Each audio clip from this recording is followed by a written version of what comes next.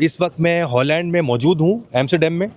बड़ा खूबसूरत ये शहर है और यहाँ के हवाले से आप लोगों को इन्फॉर्मेशन देने आया हूँ ताकि मेरे जो नए लोग जो स्टूडेंट पे यहाँ पे आना चाहते हैं, यहाँ सेटल होना चाहते हैं, उनको इस शहर के बारे में तमाम इन्फॉर्मेशन हो, इस कंट्री के बारे में तमाम इन्फॉर्मेशन हो।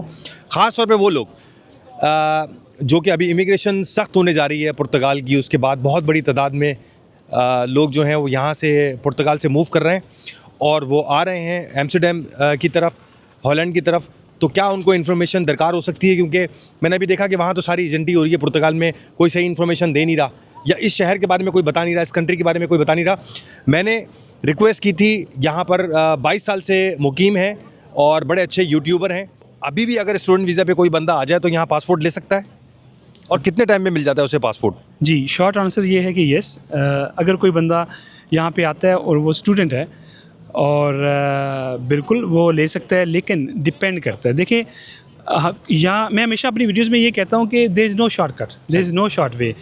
आप कोई भी चीज़ है, जब बच्चा पैदा होता है वो भी 9 महीने पे माँ के पे एक प्रोसेस के बाद बाहर आता है, ठीक है। तो जब स्टूडेंट यहाँ पे आता है कोई, अगर वो जेन्युइन स्टूडेंट है और 5 साल तक वो यहाँ पढ़ता है, 5 साल तक उसकी रजिस्ट्रेशन यहाँ की जो यूनियन काउंसिल में उसकी रहती है, कंटिन्यू है, ये नहीं कि वो कटनी नहीं चाहिए, यानी 5 साल वो यहाँ पे रेगुलर रह रहा है। तो 5 साल के बाद उसको एग्ज़ाम देना पड़ेगा, डच का एग्ज़ाम होता है वो, जिसको इनब्रोकिंग एग्ज़ाम कहते हैं। उसके बाद अगर वो पास करता है तो उसको डच नेशनलिटी मिल सकती है और 5 साल के अंदर वो ले सकता है। अच्छा, इसका क्योंकि 20 साल पुराने हैं तो दूसरा तरीका भी आपने मुझे बताया था, वो भी बताएं लोगों को कि अगर लोगों को मुश्किल होती है तो दूसरा तरीका क्या है? जी, अगर कोई बंदा, क्योंकि मैं इसलिए कह रहा हूँ कि जो बंदा यहाँ पे स्टूडेंट आएगा तो पढ़ा लिखा होगा, क्योंकि डच लैंग्वेज जो है बेसिकली इसके जो अल्फ़ाबेट्स हैं वो इटालियन या पुर्तगीज़ की तरह नहीं है, इसके जो अल्फ़ाबेट हैं वो इंग्लिश की तरह हैं। तो सिर्फ बोलने का एक्सेंट का फ़र्क है, जिस तरह इंग्लिश में ए है तो डच में आ कहते हैं। सो इसी तरह अगर कोई पढ़ा लिखा है तो उसके लिए इजी होगा यहाँ पे एग्ज़ाम करना। लेकिन अगर कोई बंदा नहीं कर सकता, क्योंकि बहुत सारे लोग ऐसे भी हैं जो शादियाँ करके आए हैं या और तरीके से आए हैं, तो वो फिर उसका तरीका ये होता है कि कुछ आवर्स होते हैं, यानी कि आपने पढ़ना होता है। मुझे एग्जैक्ट पता नहीं कितने हंड्रेड्स होते हैं, कुछ आवर्स होते हैं। अगर आप लेट्स से कि जैसे 6 महीने आपने स्कूल जाना है, तो अगर आपने वो आवर्स पूरे कर लिए हैं आपने, कि आप में कुछ घंटे होते हैं, अगर आपने इतने घंटे आप गए हैं, आपने क्लासेस अटेंड की हैं, तो उस बेस पे भी आपको पासपोर्ट मिल जाता है, आपको एग्ज़ाम करने की ज़रूरत नहीं पड़ती। Very nice. अच्छा, जैसे मैं पुर्तगाल में रहता हूँ तो मैं अपनी बात बताऊँ कि पुर्तगाल में बहुत बड़ी तादाद में हम लोग जितने भी आए हुए हैं ना, वो पासपोर्ट लेने के बाद जो है वो मूव करने का सोचते हैं। तो आपका कुछ यहाँ ऐसा दिल चाहता है कि पासपोर्ट ले लिया तो आप निकलते हैं यहाँ से? जी, काफ़ी लोग जो हैं शुरू में जो यहाँ पे रहते थे उनको नेशनलिटी मिली है और वो इंग्लैंड को भाग गए। अच्छा, इंग्लैंड चले गए? जी, और बहुत सारे लोग जो हैं वो फिर वापस आए हैं। सही। तो हॉलैंड एक ऐसी कंट्री है, जो बंदा यहाँ पे एक दफ़ा रह जाता है ना, चाहे वो इलीगल है, चाहे वो स्टूडेंट है, चाहे जैसे भी रह गया है, वो हमेशा हॉलैंड को मिस करता है। सही। और यहाँ का क्योंकि सिस्टम है, लाइफस्टाइल है, क्योंकि दुनिया में हर जगह पे रेसिज्म आपको नज़र आता है। हॉलैंड एक ऐसी कंट्री है जो मल्टीकल्चरल कंट्री है। इस वक्त यहाँ पे सिर्फ एम्स्टरडम में मोर देन 100 नेशनलिटीज़ रह रही हैं, और मैं यहाँ पे 22 साल हो गए, मुझे कभी भी रेसिज्म का सामना नहीं करना पड़ा। ये एक बहुत बड़ी चीज़ है। मैं स्पेन में देखा, मैंने पुर्तगाल में मैंने देखा, मैंने ग्रीस में मैंने देखा कि लोग बहुत रेसिस्ट हैं। और मैं एक दफ़ा रोड पे जा रहा था स्पेन में, मैंने एक औरत से रास्ता पूछने की कोशिश की, मैंने कहा एक्सक्यूज़ मी मैडम, तो वो ऐसे कर गया, उसने डर गई वो, ठीक है। तो ऐसी चीज़ें मेरे साथ हुई हैं, पुर्तगाल में हुई हैं, लेकिन यहाँ पे ऐसा नहीं है। अगर आप किसी को कहते हो ना कि मुझे कोई रास्ता बता दो या कुछ हेल्प मांगते हो, तो लड़कियाँ लड़के जिस तरह के बंदा होगा हेल्प करेगा आप। अच्छा, ये तो मैंने आजमाया, क्योंकि मैं वहाँ पे ना किसी को रोकते हुए डरता हूँ। यहाँ पर मैं किसी से रोक के रास्ता भी पूछ रहा हूँ तो चाहे वो लड़की हो लड़का हो, बहुत पोलाइटली बात कर रहा है। और सबसे ज़्यादा मुझे मज़ा यहाँ पर ये आ रहा है कि हर तरफ अंग्रेज़ी बोली जा रही है। जी, ऐसे मतलब अगर मैं किसी वहाँ दफ्तर में जाता हूँ ना, तो वो मैं कोई अंग्रेज़ी में बात करता हूँ तो वो बोलती है नो फाला इंग्लिश, नो फाला इंग्लिश, नो फाला पुर्तगीज़, इस तरह की बात शुरू करते हैं तो दिल बड़ा दुखता है। यहाँ पे बड़ा मज़ा आ रहा है, यहाँ पे हर आदमी अंग्रेज़ी में बात कर रहा है, कम्युनिकेशन बहुत आसान हो गई है यहाँ पे, तो ये एक बड़ी अच्छी चीज़ है। तो दूसरा, आप स्टूडेंट्स को कहेंगे कि यहाँ पे आना चाहिए उनको और पढ़ाई करके वो? जी बिल्कुल, क्योंकि रिसेंटली काफ़ी सारे स्टूडेंट्स आए हैं और उन्होंने अपना एक्सपीरियंस भी शेयर किया है कि टिकटॉक पे मैं देख रहा था एक आध। हमारा रुझान यही रहा है हमेशा से, यूके या अमेरिका। और आपको मैं एक मज़े की बात बताऊं कि यहाँ का जो लेवल है ना वो यूके और अमेरिका से ऊपर है। मैं उसकी एग्जांपल देता हूँ क्योंकि हमारा लेवल पाकिस्तान का यूके और इंग्लैंड की तरह है। अगर हमने बैचलर किया हुआ है पाकिस्तान में जी, तो यहाँ हमारा पाकिस्तान का बैचलर इंग्लैंड का बैचलर सेम है, लेकिन यहाँ का सेम नहीं। यहाँ पे आके 1.5 साल फिर आपको पढ़ना, 7 से 1.5 साल आपको पढ़ना पड़ेगा। यहाँ के तरीकाकार होता है, आप जब आते हो यहाँ पे अगर आपने बैचलर किया हुआ है यहाँ पे जी, जी। पाकिस्तान में आपने बैचलर किया हुआ है, देखिए कितनी खूबसूरत है। ये एक नॉर्मल रूटीन में आप देख रहे हैं, ये जो बोट आ रही है और कितना रोमांटिक है, और अच्छा लग रहा है। अच्छा, फूलों से मैं आपको एक चीज़ बताना चाहूँगा इसी दौरान कि जो फूल नज़र आ रहे हैं, बेसिकली हॉलैंड जो है इस वक्त दुनिया में जो 50% जो फूल एक्सपोर्ट हो रहे हैं वो हॉलैंड कर रहा है। क्या बात, क्योंकि ट्यूलिप्स जो है हॉलैंड के हैं सही, इस वजह से ये नज़र आ रहा है। अच्छा हाँ, तो आप बता रहे थे कि यहाँ की पढ़ाई कैसी है, जो बच्चे यहाँ पर पढ़ते हैं, स्कूलिंग करते हैं, वो मैंने सुना है एक बच्चा तो नासा तक काम कर रहा है यहाँ से पढ़कर। जी जी जी, यहाँ पे जैसा मैंने बताया डिफरेंट सिस्टम है पढ़ाई का। और जब यहाँ पे आप स्कूल में जाते हो तो जब अगर आप देखते हैं आप तेज़ हैं, तो ऐसा नहीं है कि आपने दूसरे बच्चों के साथ बैठना है, वो आपको अलग कर दिया जाता है शुरू से ही कि ये बच्चा तेज़ है और आप उसको आगे कर देते हैं। अच्छा, अगर लेट्स से कि आप तीसरी क्लास में आप तेज़ हैं, आप स्किप कर जाते हैं, 5 6 पे चले जाएंगे आप। तो यहाँ पे ये चीज़ें, इस तरह की चीज़ें। Very nice. अच्छा, मुझे जानना चाहता हूँ कि जो लोग यहाँ पे पाकिस्तान से आते हैं और वो तनख्वाह जॉब करते हैं, तो क्या तनख्वाह मिल जाती है लोगों को यहाँ पे, क्या आवरली चार्ज होता है अगर किसी को फुल टाइम काम अलाउ है तो? जी, डिपेंड करता है कि आपके पास एक्सपीरियंस क्या है, आप लैंग्वेज आपको आती है, आपने स्टडी क्या की हुई है। अब 2-3 कैटेगरी में हम बात करते हैं। अगर एक बंदा आता है जिसको ज़ुबान नहीं आती और अंग्रेज़ी बोल रहा है, पेपर है उसके, हाँ इंग्लिश अगर बोल सकता है तो उसके पास काफ़ी सारी अपॉर्चुनिटीज़ हैं। क्योंकि यहाँ पे आजकल तो एक आम दुकानों में, सुपरमार्केट्स में इंग्लिश ही लोग बोलते हैं। अब ये जितना भी एरिया आप दिखा रहे हैं जहाँ हम खड़े हैं, ये सारा सेंटर का एरिया है। जी जी जी, ठीक है। और यहाँ पे टूरिस्ट आता है, हाँ। और यहाँ पे मोस्टली इंग्लिश ही बोलते हैं, और जो लोग काम करते हैं वो इंग्लिश ही बोलते हैं यहाँ पे। अच्छा अच्छा अच्छा, तो कितना कोई अर्न कर लेता है बंदा जी? अगर डिपेंड। कोई 6-12 घंटे काम करे तो? जी, यहाँ पे एक सिस्टम है बनाया हुआ इन्होंने, यहाँ पे 38 से 40 आवर काम करते हैं आप। अच्छा, और आप 165 आवर आपने काम करना होता है, जिसमें 15 घंटे जो हैं आपके मंथली आप सेव करते हो हॉलीडेज़ के लिए। अच्छा, पर मंथ। सही है। और उसके बाद आपको 150 या 52 आवर्स की सैलरी मिलती है, सही, जो तकरीबन इस वक्त 14 से 15 यूरो पर आवर होता है। अच्छा, लेकिन उसमें टैक्स कटता है। ठीक है। तो मतलब एक बंदा, अभी कल मैं एक लड़के से मिला, वो माशाल्लाह एयरपोर्ट पे काम कर रहा है, पहले पुर्तगाल में था वो, और बेबी बेस पे यहाँ पर आया है। तो उसने मुझे अपनी सैलरी शो की, वो तकरीबन 4-4.5 हज़ार यूरो मंथली माशाल्लाह अर्न कर रहा है। तो इतने कोई आदमी अर्न कर लेता है 2,000-3,000 तक? जी जी जी, 2,000 तक तो आप कर सकते हो, आराम से कर सकते हो।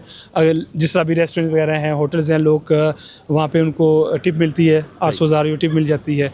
उसके बाद लोग ओवर टाइम लगाते हैं। लाइक आपको अगर मंथली 165 आवर काम करना होता है आपने, तो लोग 200 घंटे काम करते हैं। अगर आप 200 आवर काम करते हैं ऑफकोर्स, लेकिन 165 आवर के बाद जब आप काम करेंगे ज़्यादा एक्स्ट्रा, तो फिर आपका 50% टैक्स कटेगा। यानी कि जब अब अबव 155 आवर जाते हो, जितने भी घंटे आप काम करते हो, 50% आपने टैक्स देना है। नॉर्मली आप 35 से 38% टैक्स देते हो अपनी सैलरी में से। लेट्स से अगर आपकी सैलरी 2,000 है या 2,500 है, तो उसमें 800 यूरो तो आपका टैक्स कटेगा, टैक्स कट जाता है। अच्छा, मुझे ये बताएं, अब बात करते हैं पाकिस्तानियों के इंटरेस्ट की। फैमिली बेनिफिट क्या है यहाँ पे, कि मतलब जिसके कोई 18 साल से कम बच्चे हैं, छोटे बच्चे हैं, उनको सरकार क्या बेनिफिट देती है? देखिए, जो फैमिली बेनिफिट्स हैं जिसकी आप बात कर रहे हैं, मेरे ख्याल में आप बात कर रहे हैं कि अगर बच्चे हैं, बच्चों को क्या मिलता है वगैरह वगैरह, तो वो इस तरह होता है कि आप पर 4 महीने के बाद, यानी 4 महीने एक बच्चे के आपको मिलते हैं तकरीबन 350-360 यूरो। अगर आपकी सिंगल इनकम है, वाइफ आपकी काम नहीं करती, आपके 2-3 बच्चे हैं, तो फिर आपको गवर्नमेंट पर ईयर पर बच्चे के 4,000-5,000 यूरो देती है। अच्छा, बेसिकली वो क्या करते हैं, आपकी इनकम पूरी करनी होती है। आप लेट्स से कि मियाँ बीवी आप काम करते हैं, अगर आप मियाँ बीवी काम करते हैं तो डबल आपकी तनख्वाह होगी, आप 4 से 5,000 यूरो कमा रहे होंगे, राइट। तो फिर आपको कोई बेनिफिट नहीं मिलता, सिर्फ फिर बच्चे को मिलेंगे वही 400-450 यूरो या 350 यूरो 4 महीने के बाद जो बच्चे को मिलते हैं वो आपको मिलेंगे। लेकिन अगर आप काम नहीं करते, एक पेरेंट काम करता है, तो गवर्नमेंट आपकी, क्योंकि उन्होंने यहाँ पे सिस्टम में मिनिमम इनकम का, सही, और उनको पता है कि पर बच्चे का खर्चा कितना होता है, आपका किराया कितना जाता है, वो बेसिकली गवर्नमेंट आपको आपका बजट देती है पूरा करके, जो आप कम पड़े होते हैं। अगर 2 बंदे काम कर रहे हैं, लेट्स से अब एक बंदा काम करता है, उसकी सैलरी 2 बंदों को मिला के 50,000 यूरो है, तो फिर आपको कोई नहीं मिलती। 50,000 यूरो सालाना है। अच्छा, ये कॉन्सर्ट का घर कैसे मिलता है? सुना है वो सस्ते होते हैं, सरकार घर देती है या हर आदमी को, पासपोर्ट हो ना हो? जी, वो उसका तरीका ये होता है कि जब आप यहाँ पे लीगल होते हैं, आप रजिस्ट्रेशन कराते हैं, तो आपको एक गवर्नमेंट की वेबसाइट पे जाके अपने आप को रजिस्टर करना पड़ता है। उसकी 40-50 यूरो फीस होती है सालाना। तो घर आते हैं, उस पर जितने भी रेंट पे होते हैं घर, वो कौंसल जो है घर लगाती है, यूनियन कौंसल। और उसके बाद आपने रिएक्ट करना होता है कि मुझे ये घर चाहिए, लेकिन आप अकेले नहीं होते, हज़ारों लोग और भी होते हैं उस पर रिएक्ट कर रहे होते हैं। और उस ये एक पॉइंट बेस्ड सिस्टम होता है। अच्छा। आपको पॉइंट्स चाहिए होते हैं, और उस जैसे आप रिएक्ट करते हैं हर मंथ 2-3 घरों पे रिएक्ट करते हैं, आपके पॉइंट बिल्डअप होते हैं। जब आपके 100 से ऊपर पॉइंट हो जाते हैं तो आपको घर मिलता है। लेकिन एक प्रोसेस ऐसा है, उसमें 10 साल लग जाते हैं, 15 साल लग जाते हैं उसमें। आप क्योंकि आप आए हैं, आपसे पहले भी बहुत सारे लोग आए हुए हैं, तो उनका राइट आपसे पहले है। लेकिन ऑफ कोर्स रेंट कम होता है। अगर बाहर आप किसी और बंदे से प्राइवेट घर लेते हैं रेंट पे, 2,000 यूरो रेंट देना है आपने। अगर आप गवर्नमेंट आपको घर देती है तो उसका घर 800 होगा, गवर्नमेंट 300-400 आपको वापस भी करती है। क्या बात है। अच्छा, ये बताएं, पुर्तगाल से बहुत बड़ी तादाद में लोग बच्चे की बेस पे यहाँ पर आ रहे हैं। क्या बिज़नेस करना चाहिए अगर उनके पास कोई 50 या लाख यूरो मौजूद है, और क्या उनका यहाँ आना ठीक है? जी, ऑफ कोर्स मेरा मानना है कि बेहतर से बेहतर अप्रोच होनी चाहिए इंसान की अपने बच्चों को लेके। हर बंदे का राइट है कि अच्छी जगह और अच्छा फ्यूचर उसका राइट है, कोशिश ज़रूर करनी चाहिए ऑफ कोर्स। जी, यहाँ पे लोग आ रहे हैं, बच्चों के बेस पे आ रहे हैं, क्योंकि ये बेसिकली एक यूरोपियन कानून है, हॉलैंड का कानून नहीं है। वो कहीं भी जा सकते हैं यूरोप में, जितनी भी यूरोपियन कंट्रीज़ हैं, इंग्लैंड के अलावा, क्योंकि इंग्लैंड अब यूरोप में नहीं रहा, किसी भी यूरोपियन कंट्री में जा सकते हैं। अगर उनका बच्चा है, उसके पास नेशनलिटी है, उस बेस पे जाके इजीली मूव हुआ जा सकता है। ये अच्छी चॉइस होगी आपको लगता है ताज साहब? देखिए, क्योंकि पुर्तगाल में तो लोगों को काम ही नहीं मिलता ना, वो बेचारे बड़े परेशान हैं। वो घर से मंगा के खा रहे थे। अगर मिसाल के तौर पे 2-3 बच्चे या 4 बच्चे किसी के हैं, मियाँ बीवी है, अगर वो यहाँ आ जाते हैं और बीवी भी विल करती है काम करने की, तो यहाँ घर लेके गुजारा कर सकेंगे वो लोग? क्योंकि पुर्तगाल में तो घर से मंगा के खा रहे थे। जी, ये जो आप चीज़ बता रहे हैं ये बहुत मुश्किल है। मैं ये नहीं कह रहा नामुमकिन है, क्योंकि आप भी काफ़ी सालों से यहाँ पे हैं, और जो लोग ये वीडियो देख रहे हैं वो भी काफ़ी सालों से यहाँ पे हैं। देखिए, हर चीज़ का एक प्रोसेस होता है, और उस प्रोसेस से, उस सिस्टम से आपको गुजर के आना पड़ता है। जब भी आप किसी दूसरी कंट्री के छोड़े, आप पाकिस्तान में एक शहर से दूसरे शहर जाते हैं, नया शहर, नए लोग, घर नहीं रहने के लिए आपको एक गुजरना पड़ता है एक तकलीफ से। इस तरह जब आप यहाँ पे आते हैं, अगर आपको बिल्कुल इवन यहाँ पे आपके रिश्तेदार भी हैं, भाई कोई हेल्प नहीं कर सकता, क्या हेल्प करेगा? ज़्यादा से ज़्यादा आपको 2 दिन 4 दिन हफ्ता घर पे रख लेगा, आपको गाइड कर देगा, आपको जहाँ जाना है ऑफिस में, इमिग्रेशन के पास ले जाएगा। लेकिन छोटे घर हैं यहाँ पे, 2 रूम का बेडरूम का घर है, तो आप आएँ, अगर ये एक बंदा भी आए तो कैसे आपको रखेगा, मुझे बताएं आप। तो ऑफ कोर्स आपको मुश्किल से गुजरना पड़ेगा, और आपको कोई प्रायोरिटी नहीं मिलेगी हाँ, अगर आप यहाँ पे आके पॉलिटिकल स्टे कराते हैं, अगर आपकी वो पास हो जाती है, फिर आपको घर देते हैं, फिर आप वेटिंग लिस्ट में नहीं जाना पड़ता। और इस पर बहुत इशू चल रहा है काफ़ी अर्से से। डच लोग जो हैं गुस्से में है कि वो कहते हैं कि हम यहाँ पैदा होते हैं, हमारे पास घर नहीं है, ये बाहर से आके असाइलम करा के घर ले जाते हैं, और फिर गवर्नमेंट पैसे भी देती है उनको, और मंथली जब तक उनके पास अपनी इनकम नहीं होती। तो इस तरह के इशू आपको फेस करने पड़ेंगे। हाँ, ये ज़रूर है, जब आप आएँ आपके पास पैसे होने चाहिए। अगर आपके पास पैसे हैं, जिस आपने जिक्र किया, आपके पैसे हैं, ताकि आप शुरू में आके आप रेंट पे कुछ घर ले सकें। Don't listen to him, sir. I want. Okay. He's not as famous. He's so friendly and he was saying something. Hello. Thank you. देखें, आप ये देखिए कि आप लेट्स से कि आप ये सोचें कि आपने रेंट पे घर आपने लेने है, आपके 2-3 बच्चे हैं, तो आप ऑफ कोर्स उनको कहाँ सुलाएंगे? उनको बेडरूम में सुलाएंगे ना। यहाँ पे ये भी बड़ा मसला है। तो आपके पास पैसे होने चाहिए, कम से कम आपके पास पैसे होने चाहिए साल के, मैं कहूँगा कि आप साल का रेंट आप पे कर सकें। कहीं से भी बंदा आता है, सही स्ट्रगल आपने करनी है। आप ये ना समझें कि मैं जाऊँगा सेट हो जाऊँगा, 2-4-5 साल स्ट्रगल करनी है, और आप ये नॉर्मल है। ये लोग अक्सर कहते हैं कि यार मैं जैसा कल एक बंदे ने मैसेज किया, कहता है भाई मैं आ रहा हूँ फ्रांस, तो क्या कोई है सेटिंग जल्दी हो जाए? मैंने कहा भाई कोई शॉर्टकट नहीं है, आप आएंगे प्रोसेस से गुजरना पड़ेगा आपको, 2-4-5 साल। अब डिपेंड करता है आप पे, आप कितने तेज़ हैं, पढ़े लिखे कितने तेज़ हैं, आपकी डीलिंग लोगों से कैसे है। लेकिन जो घर है, घर आपके पास में नहीं है, अपने घर में तो रहना ही है ना।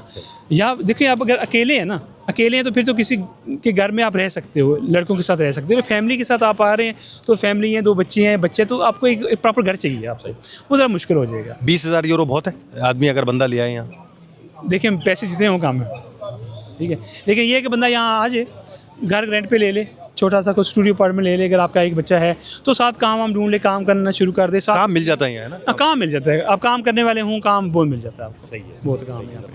और बाकी जो लोग आना चाहते हैं, मैं तो कहता हूँ मोस्ट वेलकम, बिल्कुल आएँ जनाब, हमसे जो कुछ हो सका हम करेंगे, गाइड तो कर ही सकते हैं, कुछ और ना कर सकें तो। और हम जब आए थे तो हमें तो गाइड करने वाला नहीं था, हमें तो बताने वाला नहीं था, हर बंदा अपनी स्टोरी सुनाता था। सही बात। और मैं ये कहता हूँ भाई आप ज़रूर आओ, लोगों की स्टोरियाँ सुन के परेशान नहीं होना आपने, क्योंकि वो उनका नसीब था, ये आपका नसीब है। क्या बात। लेकिन मेहनत आपने करनी है, सही बात। हिम्मत आपने नहीं हारनी। मैं हमेशा ये कहता हूँ कि मरना तो है ही है ना, कि लड़की क्यों ना बंदा मरे। क्या बात।